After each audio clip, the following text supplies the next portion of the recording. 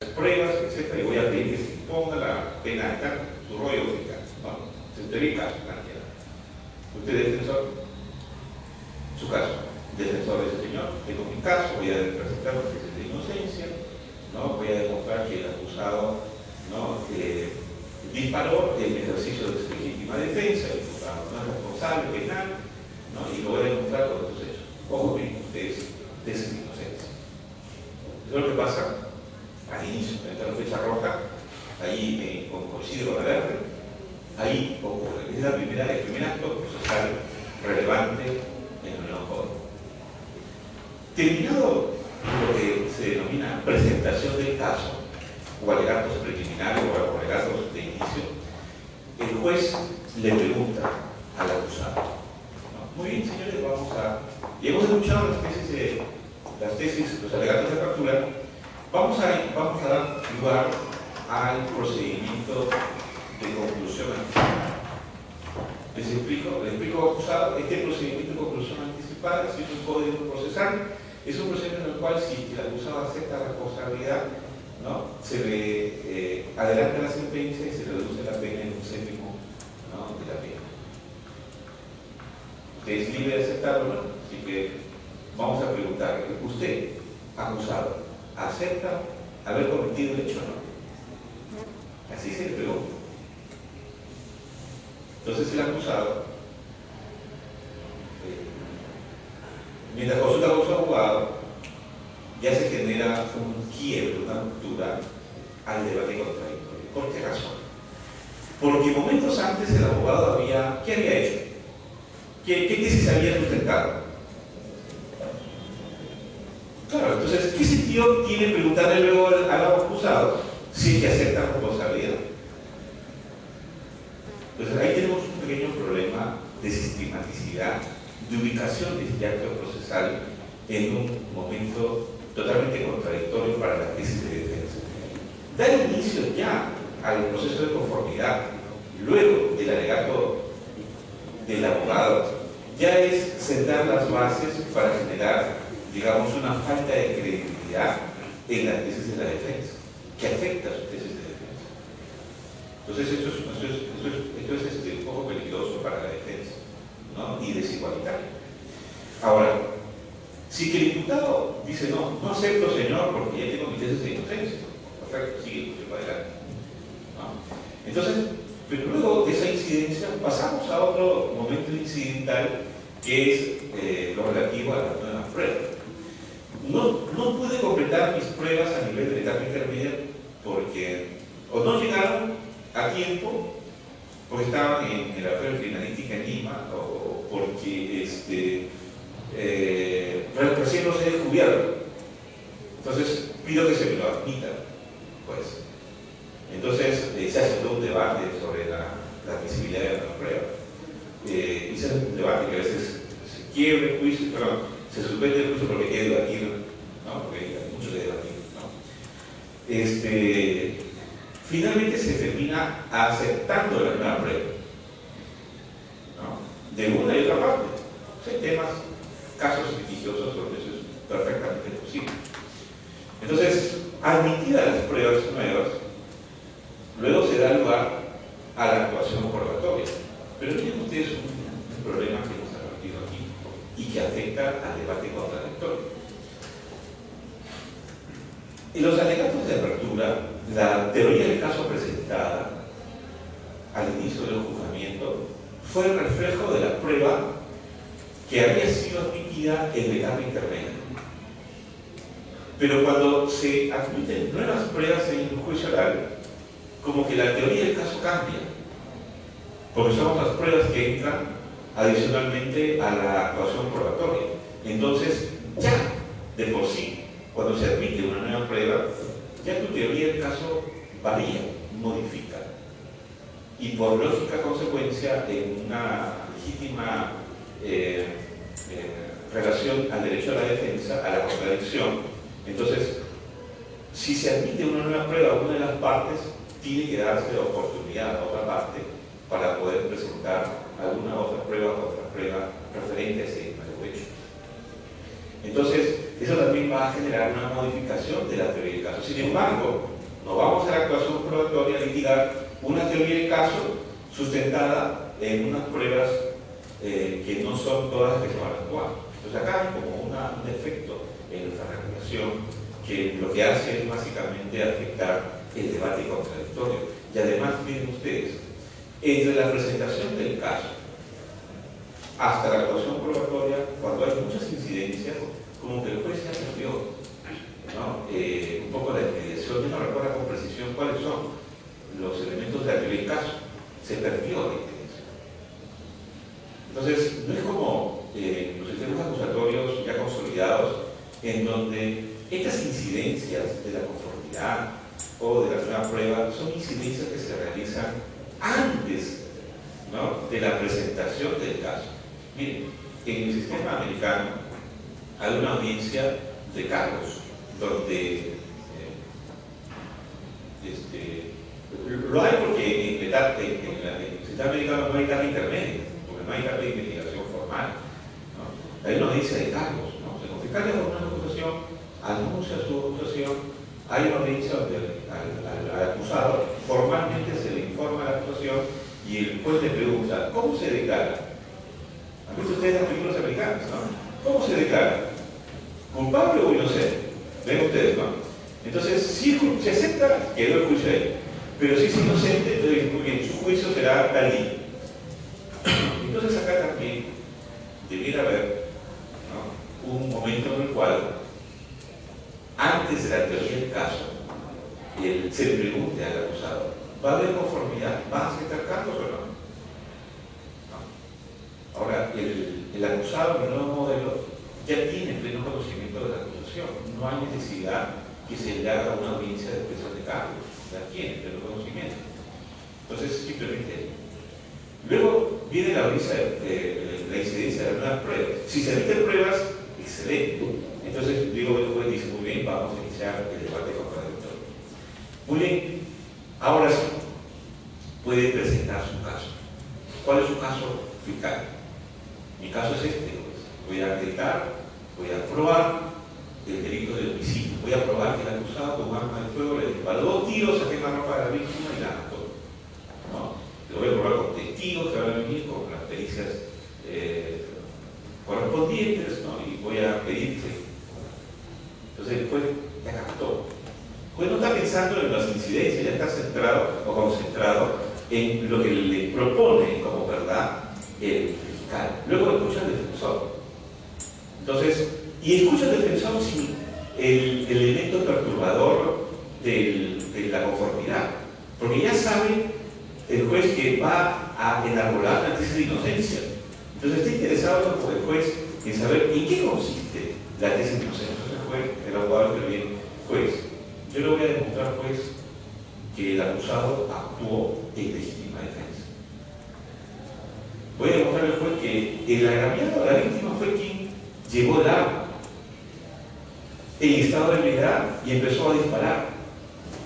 Voy a demostrarle al juez que mi patrocinado fue a increparle y se enviaron en un forcejeo. Y le voy a demostrar al juez que es el forcejeo que se envió lamentablemente los 2 disparos que lo separaron las manos.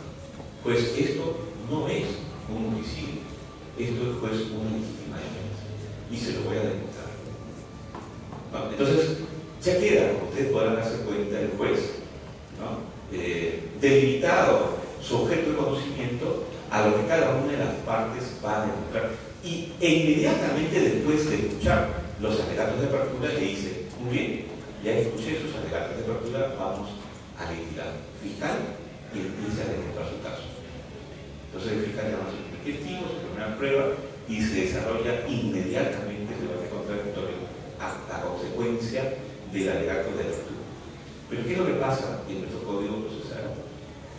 El alegato de apertura está muy distante, muy lejano del debate contradictorio, ¿no? Y además hay una crisis de credibilidad que se afecta o que afecta a la tesis de la defensa cuando luego de la tesis de inocencia se le pregunta al acusado si va a aceptar respuesta corta, ¿no?, la credibilidad de la tesis de la defensa y afecta finalmente el debate contradictorio.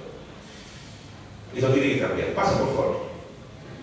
Y una vez que estamos en el debate contradictorio, miren ustedes otro gran problema. A ver, ¿se acuerdan ustedes en la etapa de control cuando el juez dijo, bueno, en mi caso pasa a juicio, entonces voy a escuchar qué pruebas quieren que se admita para ser actuadas? Voy a fijar rápidamente, señor juez, quiero que me admita estas pruebas, ¿no? Porque con estas pruebas voy a demostrar el hecho del homicidio.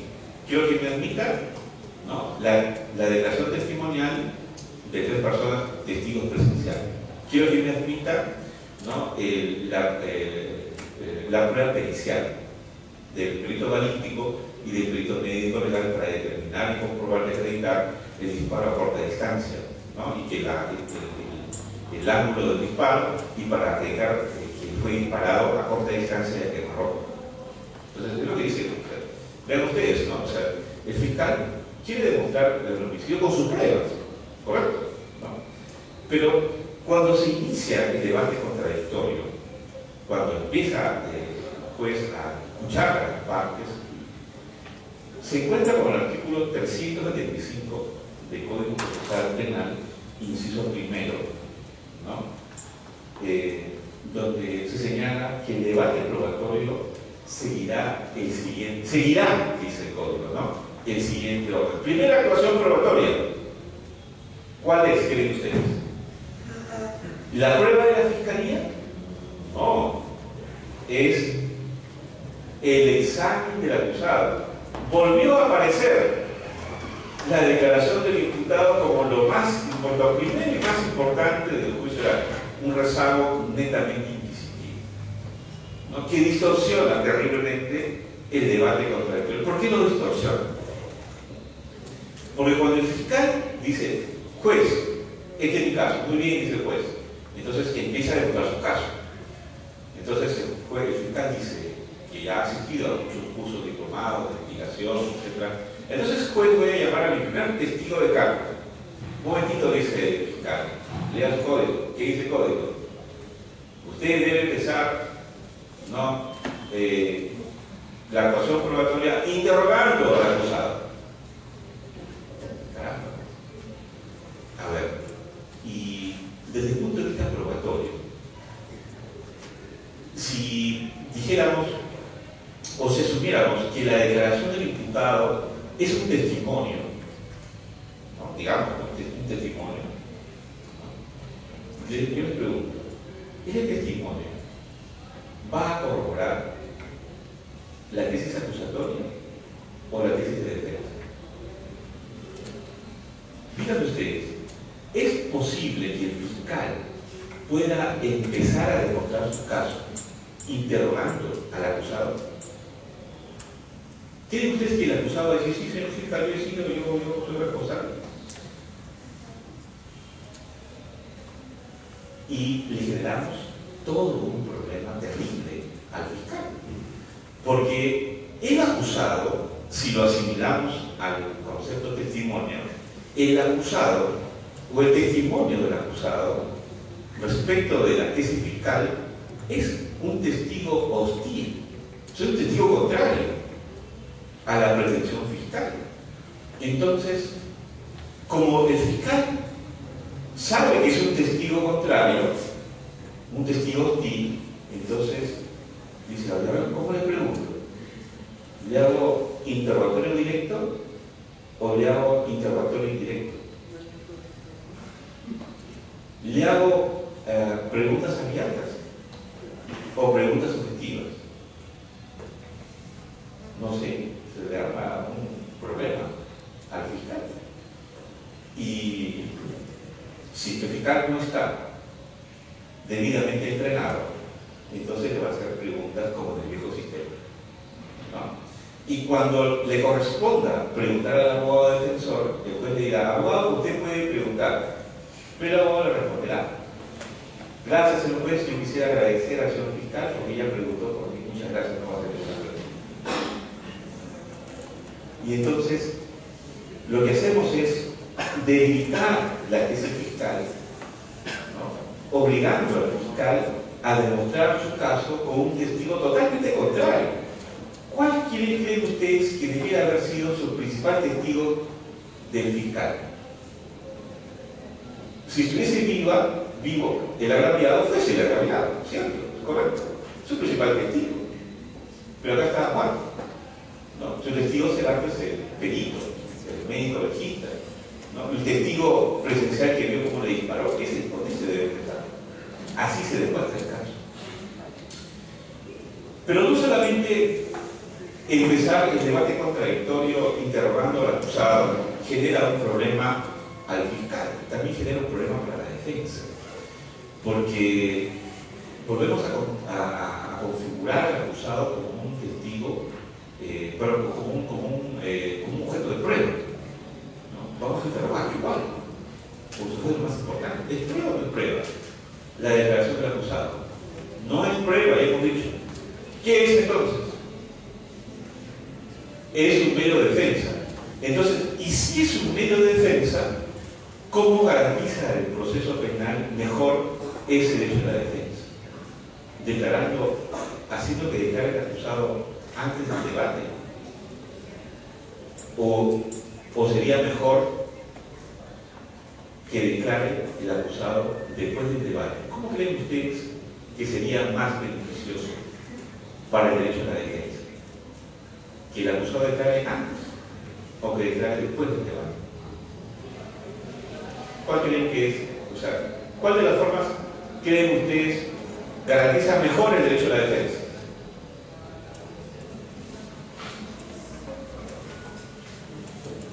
¿Se dieron cuenta o no se dieron cuenta?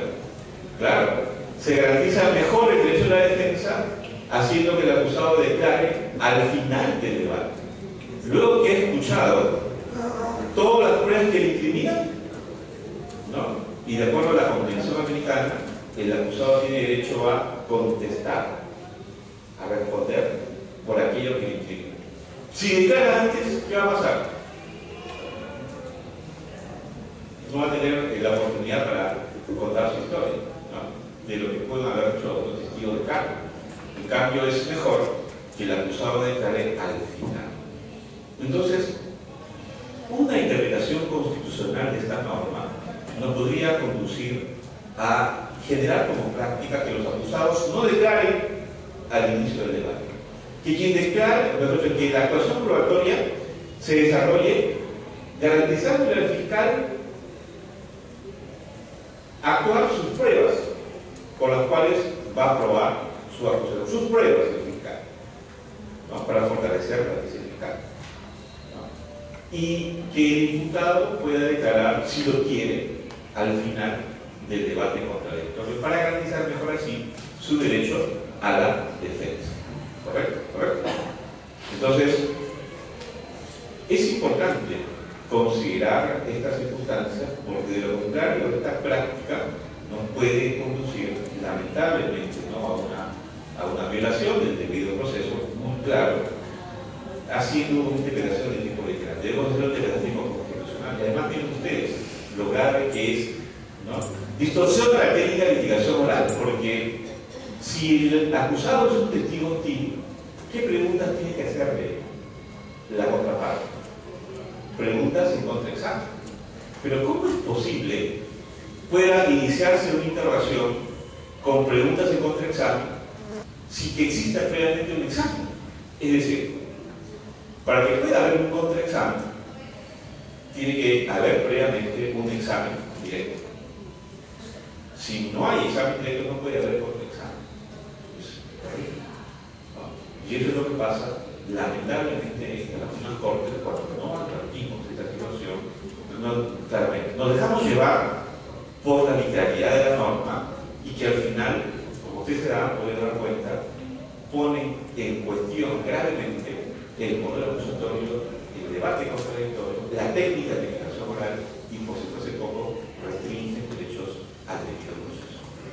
Entonces, esa es básicamente la, digamos, una conclusión que podemos... Pasa la pregunta.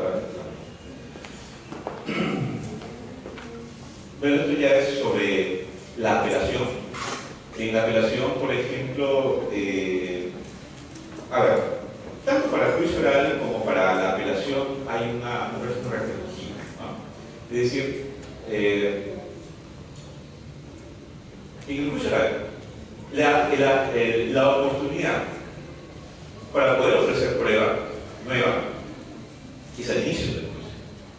Les pregunto, estamos a la mitad del juicio, apareció una prueba nueva, fíjate, señor juez, ¿no? Acá está la prueba que hemos estado controversial, en el momento pido que se incorpore. El juez dice tratado, y la abogado dice, no señor, no, esta prueba es extemporánea, no, además se presenta al inicio. Me opongo. El juez dice, o puede ser el caso al revés. El defensor viene, señor juez, hemos encontrado una prueba que acredita la inocencia del relacionado. Acá está, esta es la prueba. Admítalo, traslado. Fiscal dice, no señor, según la ley debe proponerse la nueva prueba al inicio del juicio. Estamos a la mitad, es imposible. Primer problema de conflicto, ¿no? Formalidad versus garantía. Algo parecido pasa aquí, ¿no? Dice el 422, se admite admisión de pruebas en su instancia, nueva prueba para las partes y actuación de oficio para el juez. Miren ustedes, en la segunda instancia solo se admiten nuevas pruebas para las partes. La parte solamente puede proponer nuevas pruebas. Sin embargo, el código dice, cuando por razones de inmediación y contradicción la sala de apelación considera necesaria volver a actuar una prueba ya actuada en el juicio oral, la ordenará de oficio. ¿Comprende usted la figura, no? ¿Se entiende, no? Es decir, mientras que el código de segunda instancia restringe la actuación de nuevas pruebas a nuevas pruebas a las partes, para el juez, ¿no?, le está permitido todo, incluso el poder ordenar la actuación de pruebas ya actuadas en el juicio. La pregunta que les quiero hacer es la siguiente. El juez, para poder declarar la verdad de la responsabilidad penal en un caso, para poder declarar la culpabilidad, necesita acercarse lo más posible a la verdad de los hechos. Porque en materia penal, a diferencia del civil, prevalece una verdad material, ¿correcto? Una verdad del caso, del hecho, no una verdad del proceso, una verdad formal, de documentos, no, sino una verdad real, ¿no? Eso es donde estamos en materia penal. Entonces, ¿qué pasa cuando hay muchas formalidades que nos limitan el acceso a la verdad? Entonces, tengo la prueba, pues acá está la prueba de inocencia, admítalo por favor. El juez dice, bonito, pero acá limítalo lo puesto, no, presentado al inicio, estamos a la mitad. No, acá no está pedido. Pero pues acá está la verdad.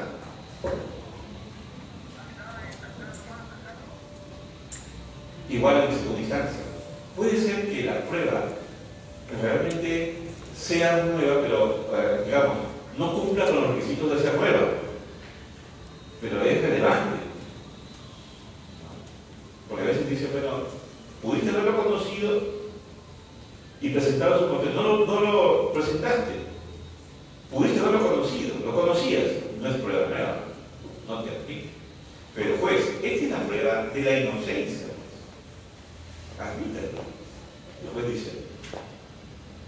Entonces, cuando el juez se escuda en la formalidad,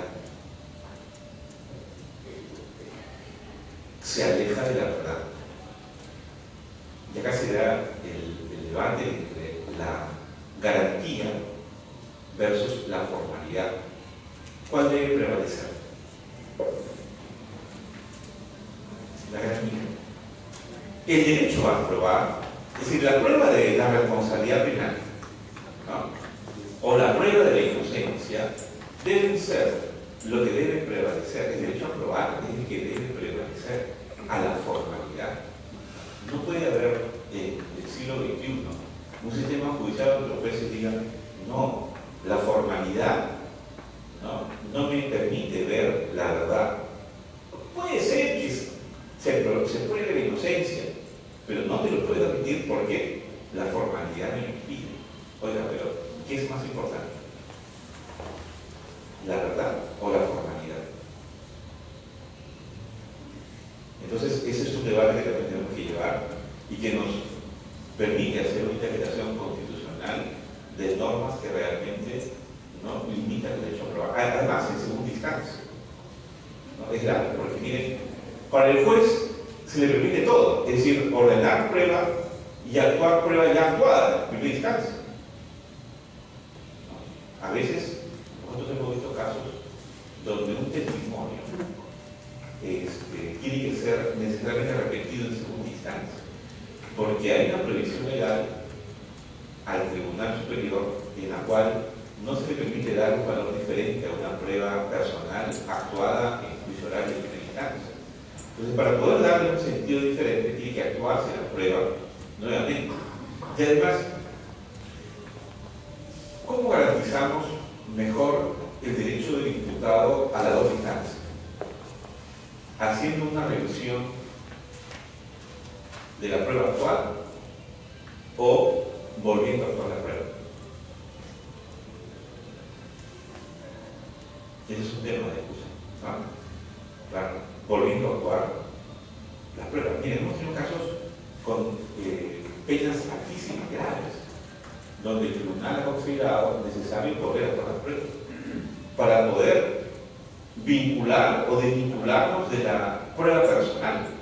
Porque si no hacemos eso, no vamos a poder modificar el criterio, ¿no?, de la valoración del juez de primera instancia a partir de una prueba personal. Pues, claro, ¿no? El Tribunal Superior no puede, ¿no?, otorgar un valor diferente a la prueba personal actuada en primera instancia.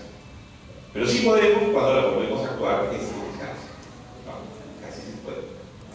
Entonces, en casos graves donde hay mucha controversia, por garantía hemos posibilitado un mayor debate contradictorio y hemos ampliado la posibilidad de hacer un mayor debate contradictorio. Pasa, por favor. Bueno, esto sobre el nuevo código, ¿no? El tema también, por ejemplo, de que los fiscales han hecho una interpretación muy literal y estricta de estas normas, y lo que nos ha ayudado incluso a decirle a la policía: oiga, policía, yo soy el director de la investigación, así que usted no haga nada hasta que yo lo decida, ¿no? Entonces esta forma de interpretación, ¿no?, que nace de la lectura de estos artículos de manera literal, ha llevado a una mala práctica en la investigación y ha generado que la policía, además de las expectativas de ser recortado por el mayor control que tiene la policía por parte fiscal, y porque una serie de restricciones hecho la policía encuentre en ello, pues, como respuesta que la policía diga: muy bien, no hace nada, y la policía no hace nada, ¿no? Y se pierde valiosos momentos en donde se puede hacer acopio de información. Esto al inicio ha hecho mucho daño al proceso de implementación, porque ha debilitado el binomio que nos hablaba el maestro Mizán entre la policía y la fiscalía. Esto tiene que revertirse, ¿no? Pasa, por favor. Hay otras normas que están en el inciso segundo del capítulo primero, que habla de la audiencia solamente para el juicio oral. Es una interpretación que se hizo bastante antojadiza por un sector de magistrados en el sur del país, en donde incluso algunos dijeron: no, pero si la oralidad es solamente para el juicio oral, no se ha previsto para las audiencias de pruebas de juicio. Eso es lo más absurdo que hemos escuchado, ¿no? Pero la literalidad de las normas permite hacer este tipo de afirmaciones. Luego el 468, el inciso primero, que impide la aplicación de la legislación anticipada en la intermedia también, y que ha sido luego acompañada por un acuerdo plenario, ¿no?, me parece también demasiado injusto. Miren ustedes, la terminación anticipada es una salida alternativa. Como tal, toda salida alternativa es dar una solución al caso diferente a la solución que viene del juicio oral. La solución del caso a través del juicio oral es la solución normal, natural, del proceso penal. La salida alternativa es dar una solución alternativa a esa solución usual, ¿no? Entonces, miren ustedes, durante la etapa de investigación, dice el código, se permite la terminación anticipada. En la etapa intermedia, entonces, sin embargo, el principio de oportunidad, que también es una salida alternativa, sí se puede aplicar en etapa intermedia, ¿no? Además, vean ustedes, ¿no? La salida alternativa de la terminación anticipada le construye al imputado un derecho procesal que es el derecho a renunciar al juicio oral para poder beneficiarse en una reducción de la pena. Por tanto, la terminación anticipada le otorga al imputado el derecho a aspirar a una pena justa, a una pena disminuida. Ese es su derecho del imputado. Entonces, cuando prohibimos al acusado que se aplique la terminación anticipada en la etapa intermedia, le estamos vulnerando su derecho a la pena más justa. Le estamos vulnerando su derecho a renunciar al juicio oral y le estamos obligando, digamos, a ir al juicio oral. ¿Para qué va a ir al juicio oral? Hemos dicho pues, porque el juicio oral es el escenario de mayor garantía para el imputado. Está bien, pues una garantía no puede ser usada en contra del imputado. O sea, por más que sea mayor garantía en juicio oral, no le podemos obligar a ir al juicio oral si con ello vamos a perjudicar al imputado. El imputado quiere renunciar al juicio porque no quiere una pena alta, quiere una pena disminuida. Y eso no ha previsto el acuerdo penal. Además, el prohibir la terminación anticipada en etapa intermedia es desnaturalizar la salida alternativa. Y peor aún, cuando el caso pasa a juicio oral, han visto ustedes el ejemplo de la conformidad, ¿no? El trámite de la conclusión anticipada, ¿no? Aparece en el juicio oral, al inicio del juicio oral, el primo hermano de la terminación anticipada, porque le decimos al acusado en juicio: oye, ¿usted acepta los cargos? Sí, acepto. Conclusión anticipada, reducción de la pena un sexto. Entonces, que parece poco congruente la ley del código cuando dice no procede terminación anticipada en etapa intermedia, ¿no? Cuando el juicio oral sí procede conclusión anticipada, no tiene sentido. Entonces, yo creo que aquí hay un defecto de la ley que tiene que ser rápidamente corregido vía interpretación constitucional. Algunos jueces en nuestra Corte y en otros institutos judiciales obviamente están aplicando la terminación anticipada válidamente, ¿no? En etapa intermedia. Entonces, porque la acusación no es un impedimento para la aceptación de cargos. Y eso lo demuestra el propio código cuando en el juicio oral el imputado o acusado al inicio acepta los cargos y se anticipa la sentencia. La diferencia entre conclusión anticipada del juicio y terminación anticipada está solamente en que en uno hay un acuerdo constitutivo y en el otro un acuerdo, un acuerdo que no es vinculativo, y que en la terminación el descuento es un sexto y en la conclusión el descuento es un sexto. No hay otra diferencia.